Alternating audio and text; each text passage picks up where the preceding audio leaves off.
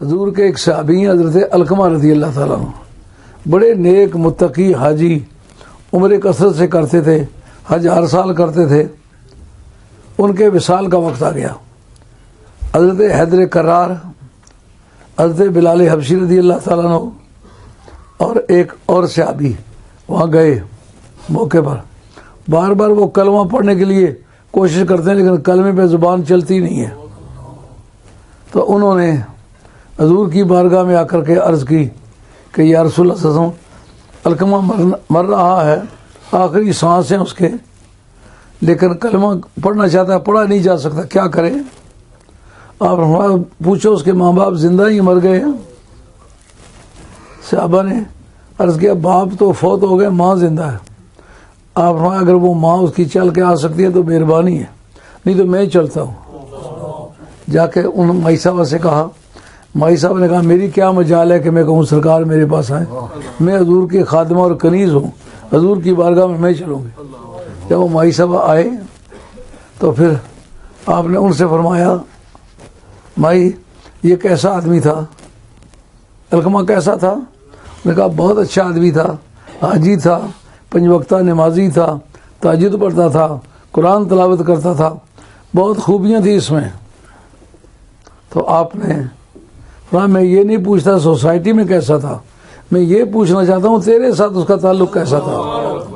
سب مسلمان دل لگا کے اس بات کو سنو، اس پر دنیا اور قیامت کی خوبی خرابی کا دباؤ ہے۔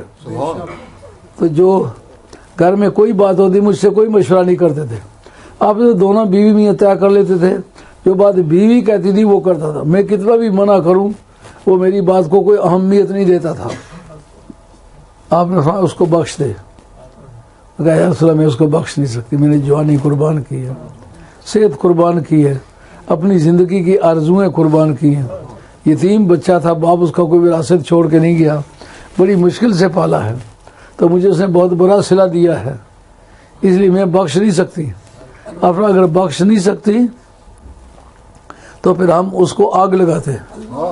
صحابہ سے کہا جاؤ جا کر لکڑیاں اکٹھی کرو، اس کے بستر کے گرد گرد لکڑیاں جمع کر دو، آگ لگاؤ۔ کہتے یا رسول اللہ میں بیٹے کو جلتا تو نہیں دیکھ سکتی، وہ ماں کے جگر تجھے سلام، میں اس کو جلتا تو نہیں دیکھ سکتی۔ آپ رہا کہ جلتا نہیں دیکھ سکتی تو پھر مہربانی کر اسے معاف کر دو، وہ جہنم میں جائے گا۔ دنیا کی آگ تو کیا، جہنم کی آگ تو اس سے کروڑوں گنا زیادہ سخت ہے۔ میں نہیں کہوں گا یہ میرا امتی ہے، اس کو جہنم میں جانا پڑے گا۔ یہ بات کہی تو اس نے کہا یا رسول اللہ پھر ان حالات میں معاف کرتی ہوں۔ اس وقت حضرت نبی کریم علیہ السلام نے جناب حیدر کرار کو بھیجا اور حضرت بلال حبشی کو بھیجا، حضرت عمار بن دینار کو بھیجا۔ یہ صحابہ گئے، جس وقت اندر گئے تو اونچی آواز سے کلمے کی آواز آ رہی ہے اور سب سے اونچی آواز علقمہ کی تھی۔ آپ نے کہہ کے بھیجا کہ اس کا جنت الوقیع میں جنازہ ہوگا، جنازہ میں پڑھاؤں گا، لیکن اس وقت میں چند باتیں بھی کرنی ہیں تو وہ باتیں بھی سن لینا۔ پھر جنازے کے لیے سرکار گئے اور جنازہ پڑھایا۔ اس کے بعد حضور نے خطبہ دیا، فرمایا یاد رکھو جو اپنے ماں باپ کو گھر میں 3 4 درجے کا ووٹر مانے گا میری شفاعت سے محروم ہوگا اور مرتے وقت کلمہ نصیب نہیں ہوگا۔ جو اپنی بیگم کو پہلا درجہ دے، ماں کو دوسرا درجہ دے، مرتے وقت وہ کلمہ بھی نہیں پڑھ سکے گا، قیامت میں میری شفاعت سے بھی محروم ہوگا۔